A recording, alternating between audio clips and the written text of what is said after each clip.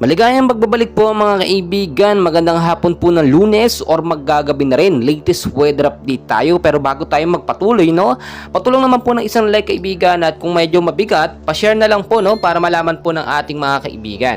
So latest weather update po tayo, ang hypnosis po natin, latest hypnosis galing sa Pag-asa, shoreline pa rin po ang nakakaapekto sa ilang bahagi po ng eastern section ng Southern Luzon at Visayas.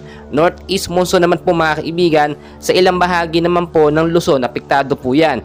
So dito na po tayo sa ating weather forecast ngayong hapon po, no? Sa area po ng Visayas, Bicol Region, Marinduque, makinig po kayo, Romblon at Oriental Mindoro.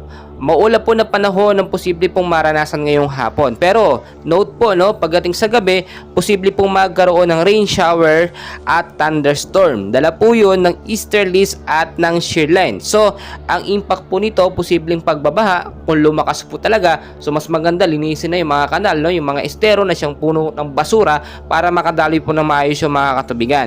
Mag-ingat din po yung mga landslide prone area na lagi ko pong pinapaalala sa inyo. Sa area po ng Cagayan Valley mga kaibigan, Cordillera Administrative Region, Aurora at Quezon, maulap din po na panahon ngayong hapon ng posibleng maranasan sa ilang bahagi po ng lugar na aking nabanggit. Dulot naman po yan ng northeast monsoon, posibleng impact po magkaroon ng flash flood at landslide doon sa mga landslide prone area sa matataas na lugar. So ito na po inaabangan natin dito po sa Metro Manila at ilang bahagi po ng Luzon. Ganun din po kung kanina pong umaga napakainit hanggang sa tanghali, ngayong hapon posible pong maging maulap ang panahon, dala nga po yan ng northeast monsoon. Mag-ingat po tayo sa posibleng isolated light rains to heavy rainfall pagdating sa gabi.